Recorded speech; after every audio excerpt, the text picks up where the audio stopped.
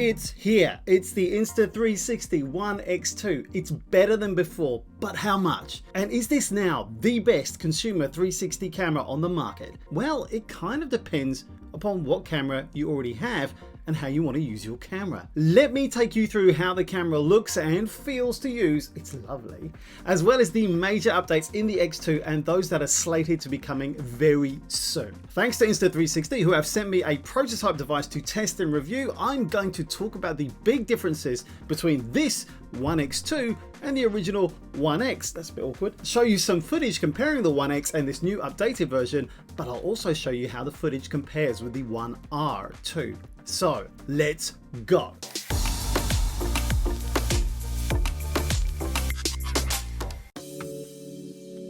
The Insta360 ONE X arguably brought 360 capture into the mainstream in a simple, powerful, and I have to say, really nice to use package. In particular, I love the ONE X for introducing me to the ability to reframe what I shoot so that I worry less about capturing at the time and can let my imagination loose when I'm editing on the mobile app, which I also love doing because it's such a physically intuitive process. And heads up, Peter McKinnon, if I hadn't found your video, I would never have even started down this path because like you, I thought 360 cameras, nah. Anyway, who am I kidding? Like Peter would watch my channel anyway. But I'm glad you are. And you know what? Although Peter may have started me down the 360 camera path, it's you, my audience, that have shaped what I do. So thank you for that. But hands down, whatever camera you're using, Insta360 have produced the best user experience I have yet encountered in both shooting and post-processing 360 footage. The AI powerhouse that is the app helps you to create great shots, use neat tricks, and also create fantastic edits like lightning. If you're new to 360 shooting, just like the ONE X, the ONE X2 hides the selfie stick from sight,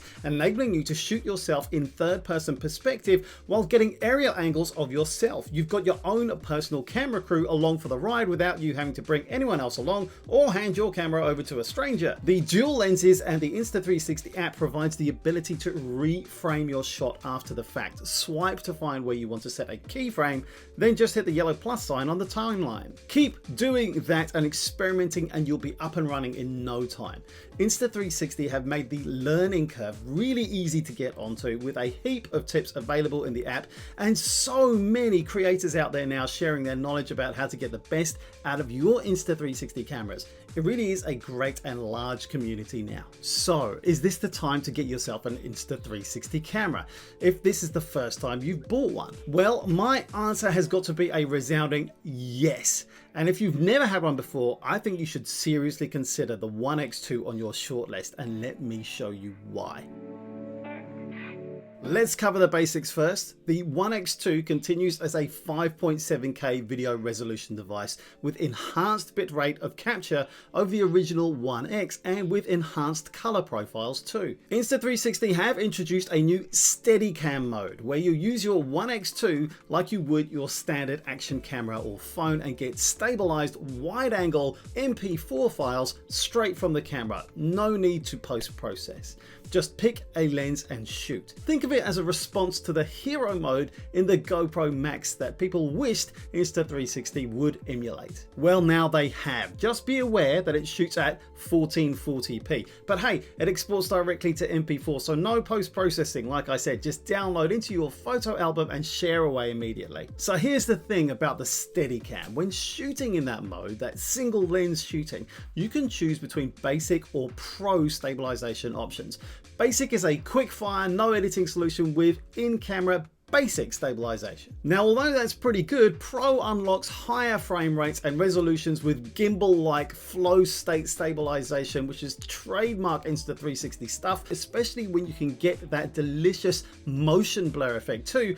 This has actually been improved in the ONE X2, meaning that Insta360 say it produces their smoothest shots ever. Smooth.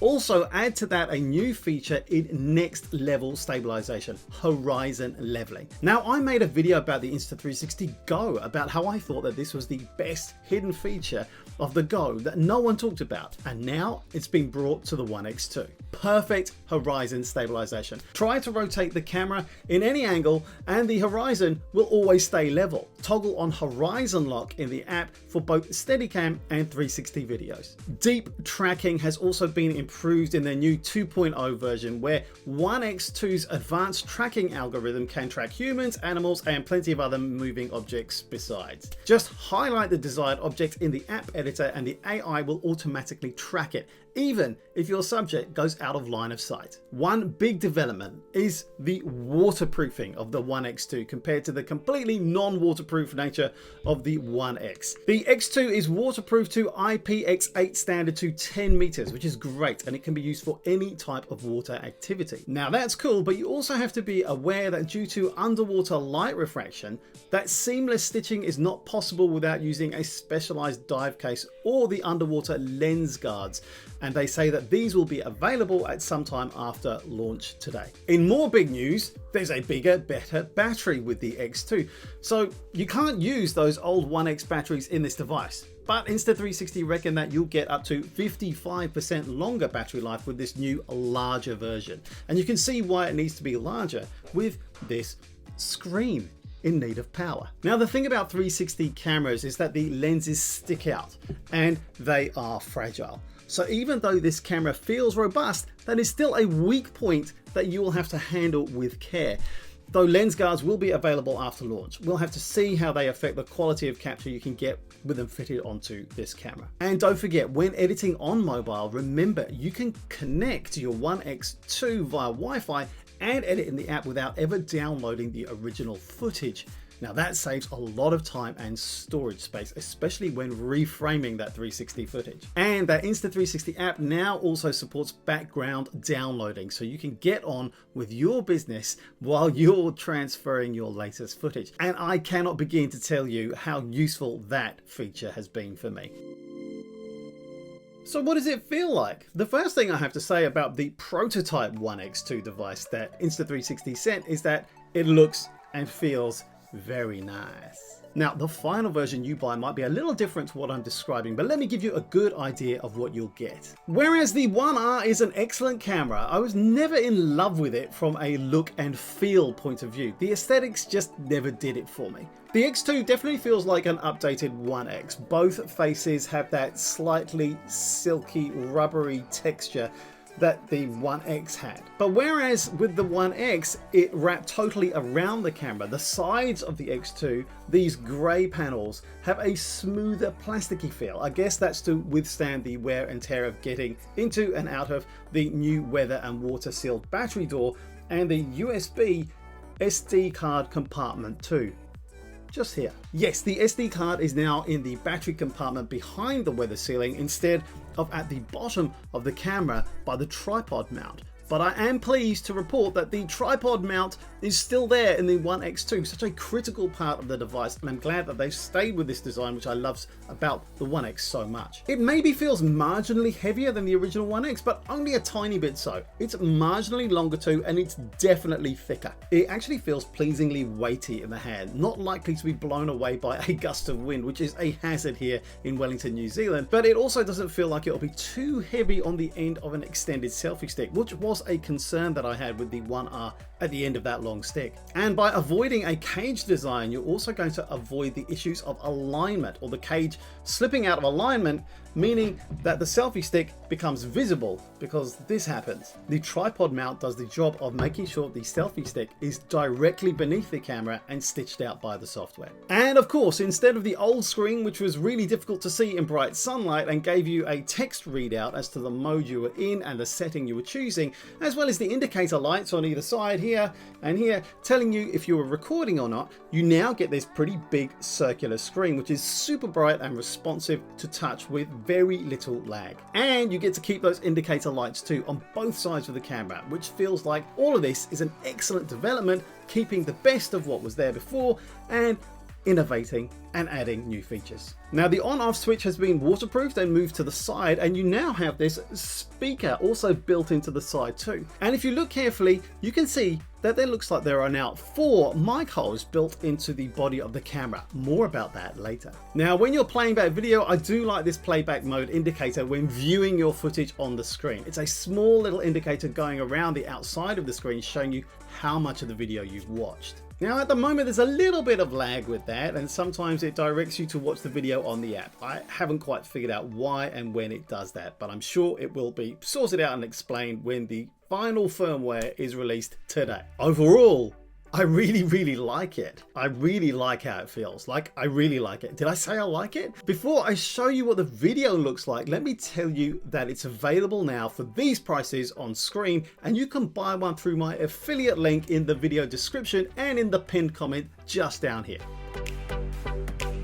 Alright, let's see what that video looks like. I'll just show you the 5.7K 25 frames per second video capture here for each of the One X2, the original One X and the One R also, just so that you can compare them for yourself. Now, I usually use the mobile app for my editing, and on this occasion I've used the desktop app to give you the best possible resolution possible so you can judge the quality of the output yourself. Now, all of this comparison footage was taken using standing footage, not moving around, but I will show you some of that for the One X2 exported through the mobile app in a short while. Alright, let's check it out.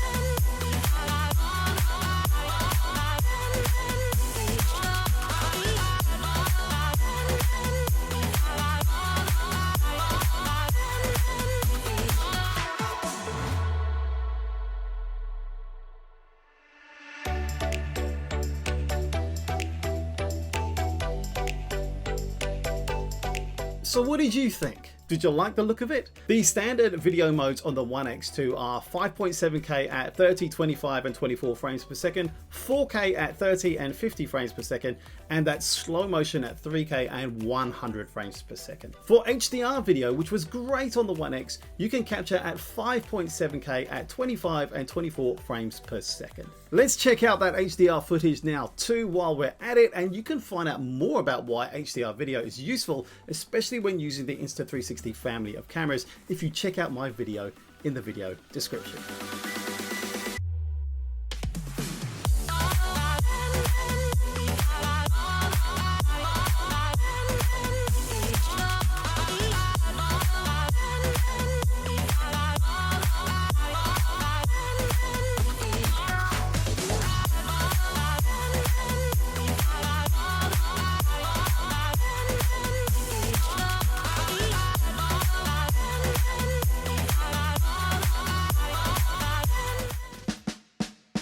Some of the new features in the shot lab that were released in the new firmware for the One R are also available here, like flylapse, where you can create a hyperlapse simulating an FPV drone just by shooting a 360 video, walking around with a selfie stick, and then by using the flylapse template in the app.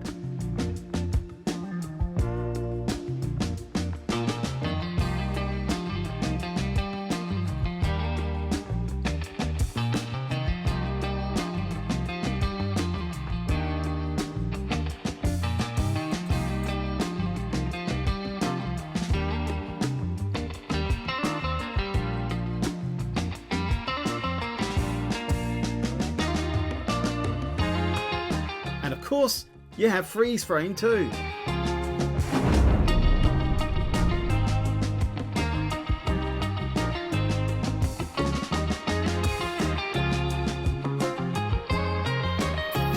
PureShot was recently introduced to the One R, and that makes its way over to the One X2. Now, PureShot enhances the dynamic range of your photos using DNG raw image data while preserving detail and reducing noise. It provides the same high dynamic range effect achieved by HDR, but with just one single shot instead of using bracket shooting and combining 3 different images, which takes a while longer.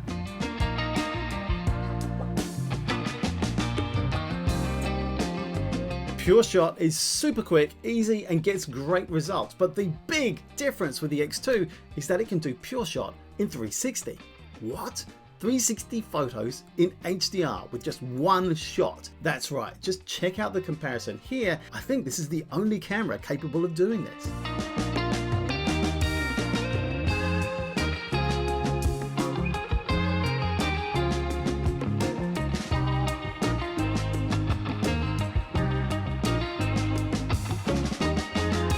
But there are also improvements like a new bullet time 2.0 with a new bullet time accessory, which takes us back to the old school when you had to use the One X on a wire. This is a new retractable little gizmo, which means it's easier to grab those bullet times. Yes, I know they are silly and gimmicky, but if you're into it, the new accessory and improved algorithms makes bullet time even smoother than before.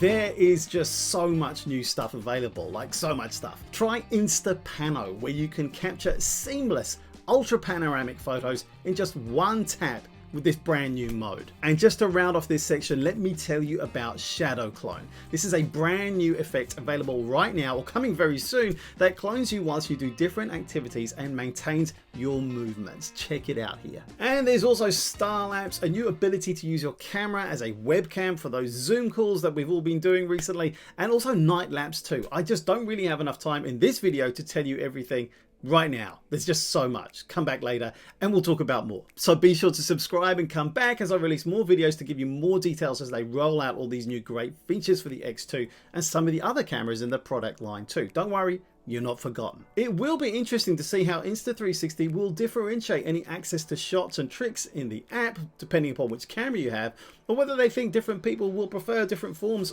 and or hardware capabilities. More about who I think this One X2 is for at the end of this video. Now, True Audio was a great innovation for the One X, but it was limited by the hardware built into the camera, the number of mics that the One X had in order to improve the audio captured by the camera. But now it looks like we have 4 mics, and Insta360 are making a new ambisonic feature available. Now, I've been told that this benefits the audio capture and processing in at least a couple of ways. This includes 360 direction focus, where audio will be boosted according to the viewing direction chosen in the edit, and also a wind reduction mode, which reduces wind noise and preserves voices. Now, I've also been told by my intel that a separate USB mic adapter will be available in the future, which is great news if you want an external mic solution for the X2. But the 1R USB adapter will not be compatible with the X2, and the X2 adapter won't be usable in the 1R either. Of course, you can also connect your AirPods as you can with the 1R2. I'll do a test to see how they perform.